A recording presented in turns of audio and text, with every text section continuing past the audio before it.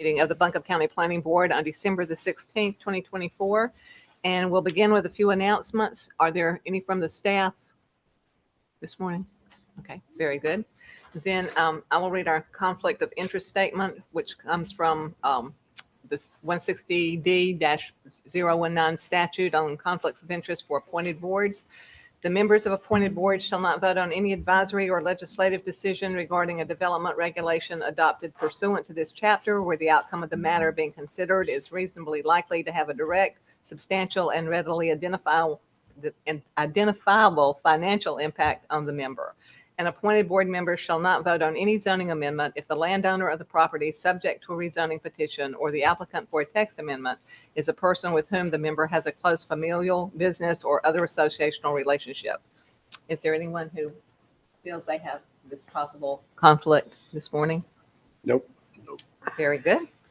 Then we will move on. We will have 2 public comment periods today. Is there anybody here to make public comment? Okay. Then I don't need to go through all that. Okay. So much the better. Then we will move on to the roll call of board members. Nancy Walter, Here. Carl Coon, Here. Anthony Coxey, Here. Eric Robinson, Here. Ken Khan, Here. Jay Marino, Here. Don Moore, Here. Tim's out of town.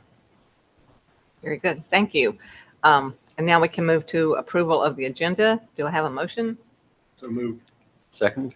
All in favor, say aye. Aye. Any opposed? Then the agenda passes. And now we need to approve the minutes for September the 16th, 2024 and November the 18th, 2024, unless there are any changes or additions to either of those. Move to approve as is. Second. All in favor, say aye. Aye. Any opposed? Then the minutes are approved. And now we can have, well, we'll have a public comment session, but there is no one here for public comment. All right. Then we will move on to, while we're really here, which is the public hearing for ZPH 2024-00034, Hitching Post Lane rezoning. Barney Dazansky of Equity Development Group, LLC, has applied to rezone a 10.35 acre portion of one parcel of land identified as tax lot PN 9619-86-2572, which is 14 Hitching Post Lane, from R2 residential to CS commercial services. And we will begin with a staff presentation. Good morning. I'm Good not morning. sure. Hello. Okay, that is working. So I am Shannon Capizali with the Planning Department, and I'll be doing the staff overview of the Hitching Post map amendment for you. So this hearing was properly noticed and all applicable parties notified of the meeting in accordance with general statute and county code, including a legal ad in the Citizen Times newspaper, notices mailed to property owners within 1,000 feet of the subject parcel, a notice on the county's website, and a physical posting on the site itself. The applicant is Barney Danzansky of Equity Development Group, LLC. Owner is Harry and Marjorie Clay, and the address is 14 Hitching Post Lane. The area to be rezoned is a 10.35 acre portion of a larger tract as shown on the map. It's currently in residential use, and it's served by public water and sewer system. The application is to rezone from R2 residential to CS commercial services, and you can see the zoning map, the current zoning on the left side, and the proposed zoning for that smaller area near the road on the right side of the screen. This parcel is located in an area identified in the Buncombe Comprehensive Plan future land use map as a mixed-use neighborhood. And this chart compares the dimensional standards of those two zoning districts. So if the rezoning request is approved, the minimum allowed lot size would decrease. The required setbacks from the property lines would increase from side setbacks, but decrease for rear setbacks. And the maximum allowed height of the structure would increase. The type of uses allowed on the property would also increase. R2 zoning is primarily a lower intensity residential district. CS zoning would allow a variety of commercial uses in addition to high density residential. The adjacent developments include single family residential, vacant land, and apartment complexes. This rezoning request has been found to be consistent with a number of county plan recommendations, such as utility availability, proximity to a major transportation corridor, avoidance of overlay districts and hazard stability soil map areas, and proximity to other commercial areas. And based on this, staff recommends approval. I'm happy to answer any questions, and the applicant is also here. Very good. Anyone have any questions so far, or do you want to? Just to confirm, the CS designation allows both commercial services and high-density residential. You did say that. Yes, all of our commercial districts also allow and pretty much any of our residential density levels. Any other questions for the staff? I have one. It's more of a, well, it has to do with the actual, our overall plan. It says in our notes that if a rezoning request is approved that is not consistent with the adopted comprehensive plan, the zoning amendment shall have the effect of also amending any future land use map. And this pertains to the growth, equity, and conservation map in the approved plan. No additional request or application for a plan amendment shall be required per the statute. Does that only apply to things dealing with the GEC? So that is talking about that GEC map, and if a rezoning were to be approved that did not match the recommendations from the GEC map, we would have to update that GEC map automatically to then reflect what decision had been made, and it would just be for that individual parcel. It wouldn't create kind of a community-wide update to the map. Oh, okay. But for instance, for a mixed-use neighborhood, as the recommended area, it might have to be updated to, what is it? The next one up is mixed use 1 or something like that. So it would extend that mixed use 1 further down that corridor. So that wouldn't affect anything we're looking at going forward. It's just what we're dealing with today in Yes, terms of consistent or inconsistencies. just this parcel. Okay. All right. Thank you. That was helpful. Sure. In the inconsistent finding on number 3, explain some of the staff's thoughts on that. Not in a regulated flood hazard area, that's one. Now, this is the relationship between the current actual and permissible development on the tract and the adjoining areas and development that would be permissible on the personal. I'm sorry, which number was that? I'm seeing under F, Which page? it's on page 2 of 6. F3. Can you use your mic? F3. Yes. Spot zoning. So this goes back to looking at adjoining types of use. When we are considering a rezoning, we have to look at the highest potential use of the property, not any specific development proposal. So if we were to consider some high density commercial uses, possibly some lower intensity industrial uses, and then compare that to adjoining areas, the relationship between those might not be consistent when we're looking at like a smaller adjacent area to it. So it's just one of the things that you would consider. But as part of like an overall reasonableness, we also look at those other factors like the size of the lot, public interest. You can, development patterns for that corridor. So those are all things that you would want to balance and weigh as you're making your decision. Thank you. Anything else before we hear the applicant's information? Then I guess we still have to open up for a public hearing. All right, then we will open up our public hearing for any public comment that there might be. And has anyone come in who wants to make public comment? Oh, I'm the parcel owner. Oh, okay. Well. So, just You'll be we can presenting. hear for whatever we need.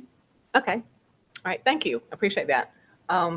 So if there's no one else that wants to speak, then I don't go through the public comment information because we don't need it. And we'll just get on with the consistency, no, with the applicant. Do you want to hear from the applicant? Yes, we do want to hear from the applicant. I dressed up today, so. Good morning, planning board members. You can stand. Yeah, if you could. I'll go over here. My wife says that I yell, and it's just my normal voice. Good morning, Madam Chairperson, members of the planning board. My name is Craig Justice. I'm here on behalf of the rezoning applicant. With me today is the individual who filled out the application, Barney. Raise your hand. And then we have also with us Warren, our civil engineer, in case there was any technical questions. Thank you. So, John, you asked a very good question because I called up staff to ask them about that very question you asked. And what I understood was that was an analysis of the immediate adjoining properties, which is a reflection that the property in question, the immediate adjoining properties are to zoning. And I asked, well, isn't the analysis more of the growth patterns? And when we say adjoining or surrounding, aren't we looking at the other uses going on in that area, not just immediately where you can throw a rock? And so what we're dealing with today is what I will say is akin to my 13-year-old son. When he was born, I was very proud. Suddenly he was a baby, suddenly he became a toddler, and real quickly he's become a teenager. And that is just the pattern of human development where we all grow. And land or communities are very similar in the fact that most communities are not stagnant, they grow. For my son, growth is aided by candy and food.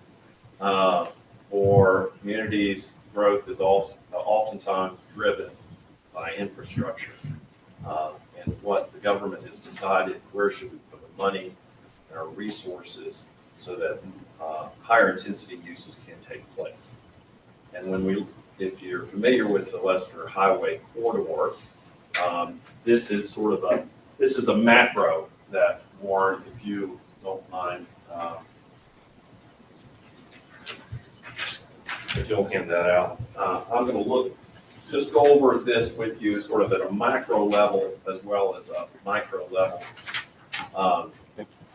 What you're being handed is a copy of this poster board to give you sort of context. Thank you. Thank you. The context is that Leicester Highway corridor is a fairly significant commercial corridor that has a lot of mixed use of a high intensity commercial as well as, I wish I had my 13-year-old, he would be able to turn this on. Okay.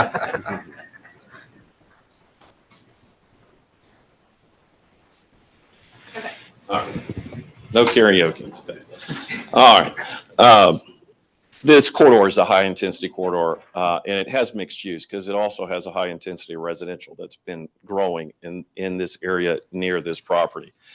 You may not know where the city limit line was.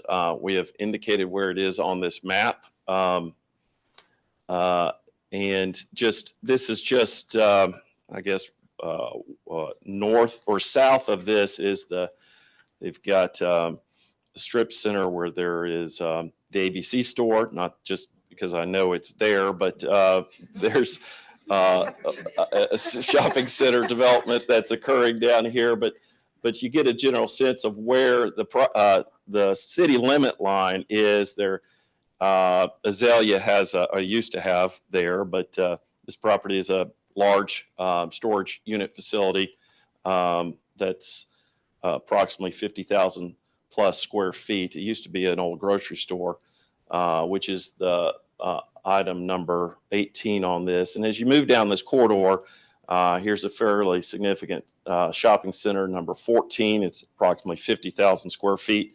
Used to have Calabash. I wish we had Calabash. It used to be my favorite place to go, but unfortunately Calabash is no longer there. And then as you move down the corridor, you see there's a lot of commercial activity that's going on here. Ingalls is at the Mount Carmel Shopping Center with an 80,000 plus square foot retail store. And as you continue down, there's more commercial, and then you get into what is a growth pattern that is fairly recent, which is these high density apartments that are popping up. Now, these are good decisions of this community that are being driven by the infrastructure choices that the government has made. As you know, the state, in cooperation with the county, have spent a lot of money widening Lester Highway. In this area, it is a 5-lane highway. We have public water and sewer that's available immediately at the property. Those are drivers of where you want your higher intensity uses, larger roads with the availability of utilities. And so it is true, while the folks that are immediately next door, you can step on their property a foot out, we wouldn't do that, may be residential in nature. What is happening in this corridor is high intensity commercial with heavy residential developments that are occurring. And that's really what you want in terms of smart development. And the reason you want that is you want to preserve the areas where the infrastructure is not there, where the government has said, we're not going to invest that because we want these areas to remain rural. And that's further down Lester Highway. So this is sort of the macro view of the property. In terms of the micro view of the property, can you pass this out? And you get a sense of the zoning patterns out here on the one sheet that was part of the staff presentation. But what Warren is handing you just is sort of is a closer into the property, more concentrated around the Mount Carmel intersection, which is less than a quarter mile down the road. It's actually about 0.2 of a mile. What jumps out at you in red is the commercial service district that we're asking for today in terms of your recommendation to the commissioners. And again, that commercial service corridor, while not immediately adjacent, we do believe is part of the surrounding neighborhood. And that's primarily where the Ingalls shopping center area can be found. So that is sort of a macro view of the current zoning choices. And the fact that our property is R2 today is, again, like my son, who's soon going to be an adult and leave his mother, whereas mother will leave me. This is a natural growth request we're making that thankfully has the support of staff. So we do think that this is a positive change and one that would be consistent with your land use plan. And I'm here to answer any questions. And then Warren is here to answer any technical questions, like there was a reference to flood hazard. Those are based on older maps that this property has been piped for decades. And there's not a stream on this property. It's been piped for a long, long time. But they were pulling it off of old maps. But there are technical questions which you might have. Warren is here for that. But we hope to get your support for this. I have a question that really is not to you or Warren, and I'm a little off track here, but I want to just stick a pin in this topic, and we can come back to this. For good reason, there are a number of high-density apartment complexes going up here. It's on a transportation corridor, as you note. Is our public transportation system keeping up with this? Because the more cars we bring into Asheville from a corridor like this, the more impact. And this is not a question you necessarily need to answer today, but it's a concern. I'd have to check with Mountain Mobility, the people in our department who do Mountain Mobility, whether we have a line that runs out there. Mm-hmm. But I know they are constantly evaluating lines and seeing where the growth is going and whether or not we need to expand those fixed route Mountain Mobility routes we have, or partner with the city of Asheville for routes. Right. Well, we obviously need housing. Just want to make sure we're trying to keep up with it. Thank you. As I said, the city bus does go across the street. Mhm. There's a stop at Walgreens for me. That's the end. As far as it goes out this drive. Just something to think about. That's all.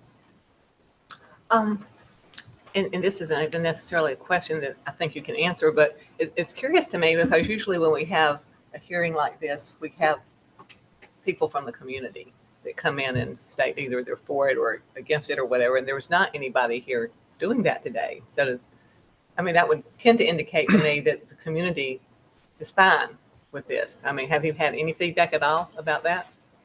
I haven't had any, no feedback, certainly nothing negative, but like I said, the property owners are here. I personally just think it's a reflection of the reality of the growth situation that is occurring. Because, anyway, this was residential. These folks are interested in conveying the property to us for a higher and better use of the property. But no, I've not received, I don't think we have received any feedback that was been negative. Thank you. That's a good point. People don't show up to say yay. They show up to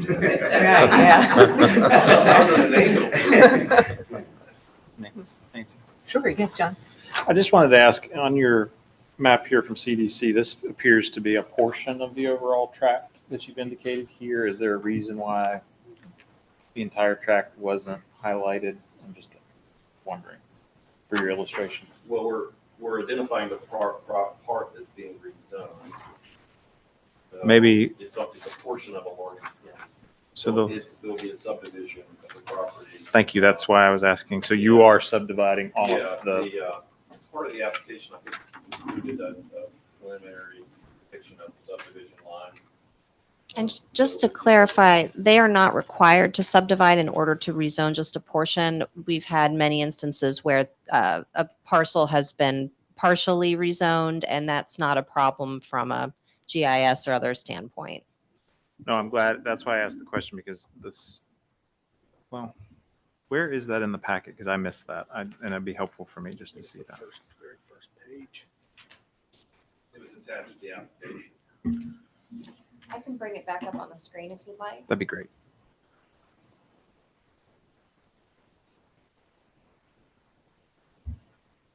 Will this switch to designation require anything like a traffic light to exit the property for higher density uses? Well, the fun thing about development, as you know, is this is the beginning of a long road, and whether or not the NCDOT, what they would say about a traffic light, I don't know. So I don't know the answer to that. That'll all be part of the coordination of the site-specific development. And obviously, any development would require a driveway permit. That will be answered through that process. Okay, I didn't know if y'all had done that already or not. So, thank you. I don't think so, only because it's so early. Warren costs a lot of money. It's pretty affordable. So we tried to put our resources in both of them, so. Is that a conceptual site plan on the other side of that board?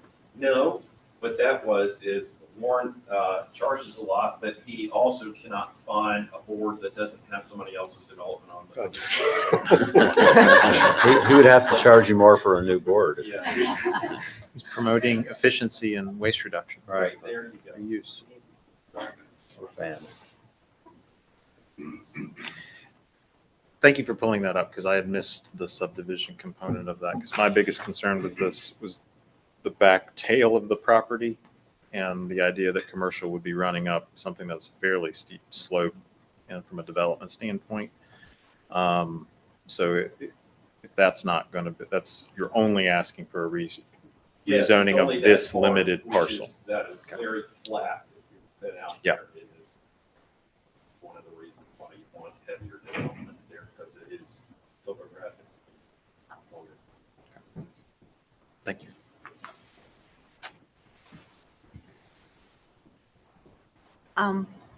Just to go back to the flood hazard area, that was one of the non-consistent pieces. But you're saying that the flood zoning that was If used somebody wasn't, was to redraw the map today, I'm not sure it would be because the stream is underground height. So it's, they're presented with the map that they're presented with, but that area's been height. and we won't have any updates on the flood issue for a while. I think, Correct. are we 3 or 4 years out until the next one, I believe? Okay. And the storm does not change. Okay. Specifics. Okay. And just out of curiosity, under neighborhood consistency, why was, I think the one question I have is kind of self-explanatory after everything else I've heard this morning, but, were there any detrimental effects what would happen to the community by changing this zoning that you can? Would there be? Yeah. So the zoning in and of itself does not change anything, obviously, on the ground. It's whatever the future development proposals would be. If they were to do a planned unit development or something of that nature that required a special use permit, they would have to go to the Board of Adjustment for a public hearing. And at that time, any specific development proposal would be reviewed for things like public health and safety and whatnot. So when we're doing the rezoning, that's why we can really only look at kind of the highest potential uses of the site and just determine, whether something like that would be detrimental or not. But based on the development patterns that are coming down the road, it does not, staff is recommending approval because it doesn't seem inconsistent with the growth rate that we're seeing off of that corridor. Well, and again, the fact that no one's here to say anything negative probably isn't an indication of how the community views it, so. They may show up when you have an actual proposal for use. Correct. Any other discussion? Then thank you very much. That was a great presentation. I appreciate it. And, Good luck with your 13-year-old. and so I guess now we close the public hearing portion and have any further discussion among the board if needed. And if not, we go ahead and take the vote and consistency statement.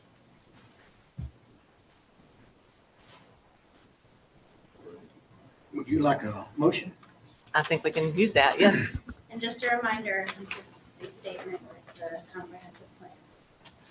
I would recommend approval of the rezoning request from R2 residential to CS commercial service and find that the rezoning is consistent with recommendations from the comprehensive plan.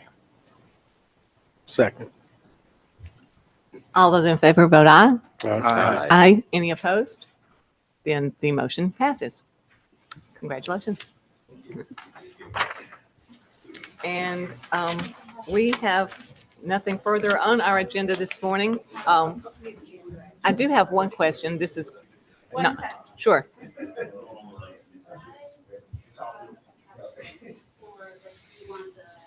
Warren, would you like these back?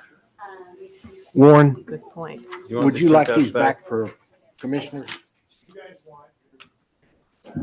I'll take it all for hands, but if you would mind including what we just turned in. Sure.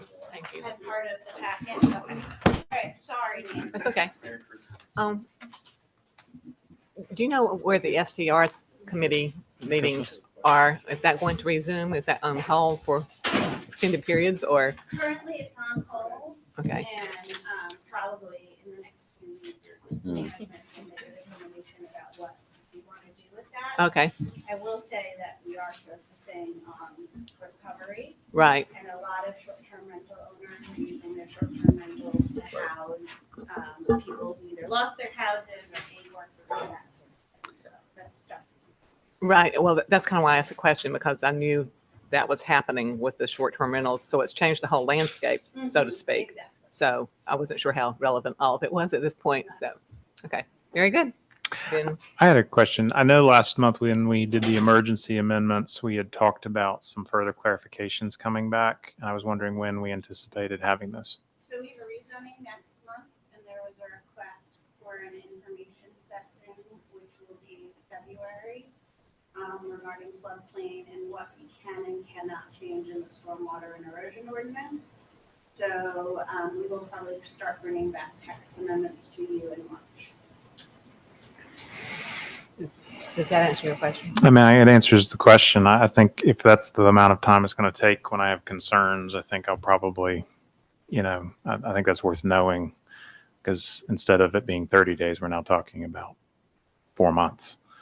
So I think that'd be helpful in knowing when we're voting on proposed amendments that that's the anticipated timeline that y'all are going to have to get to it. I'm not critiquing it. I'm just saying I think that helps us know whether that's going to be adequate to come back to concerns that we expressed when we were reviewing proposed amendments. So that was a very quick turnaround for an amendment. If when we get into changes based on sometimes it's the code, we will do more of the traditional what we have done in the past, which is have a bunch of sessions for those amendments until we get them to a point where there's consensus around the board regarding. I don't know if I'm repeating what John just asked, but I didn't hear it. Does the staff have an understanding yet of what SB 832 means in terms of what we can and can't affect? Okay. And we are waiting and for PERC team to review it and other experts to look at it before we make it. Give you a presentation regarding what that says. Most of the issues that we've been facing are not if we have a temporary housing up and running, a lot of it has to be building permits and making sure that these structures are safe. So we've been having a lot of issues where you have multiple rules and regulations. We have FEMA's regulations, you have the state's regulations, and then you have the county zoning. So trying to make sure that everything is working together has been quite a challenge. So right now with the zoning amendment that you all passed, that is allowing those trailers to get in, but there are still a lot of issues in terms of, and when I say trailer, that could be various temporary various housing. types Right. of housing Right. type things, but for the most part, it's really getting the permitting issues and making sure that those places are hooked up right. are you all concerned about 382 from the emergency housing standpoint or from the broader provision that's at the end of that thing that essentially prevents you from creating an inconsistency? I think he was speaking about emergency housing, but we are Right. looking at that state. Yeah, That's it's- really my it's- question. I'm looking at it, just. Yeah. Right. No, take your time. I mean, everybody's looking at it. Unfortunately, I'm having to triage. Yeah. Right. What's coming in, but I will get that. Right. I just think as we go through upcoming text amendments, that bill is going to play a role. Can we close the meeting? Yeah. Because it's a special meeting, so we're technically. Oh. Oh, okay. I thought Move this to was already, adjourn. I apologize. Yes. We also do know, and I don't know where this comes in, but don't leave yet. January the 20th is a holiday, so, It's the week after that. okay, so the So it's 27th. 27th. Okay. Late for January. Very good. Just need to know. And I'll make sure we send you the list of dates again. Motion to adjourn. Yes. Second.